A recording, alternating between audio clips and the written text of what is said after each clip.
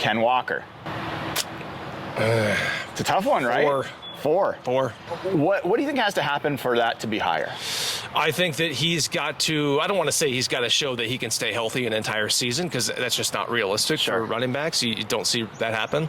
I think he's got to show that, A, he can be, he can push through some of the injuries that he's had. I think that's, maybe part of the deal here is wanting him to, I don't know if it's a matter of taking care of his body. I'm not suggesting that, but just push through some of the injuries that he's had, avoid some of those injuries.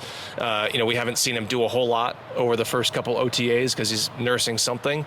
But then I think they also, I imagine they would want to see what the fit is like with the new blocking scheme. So, and I think part of the reason why I say 4 is because, the other running back that they have, I think, is very reliable. Mm-hmm. Everything we ever hear about Zach Charbonnet is how much of a pro he is.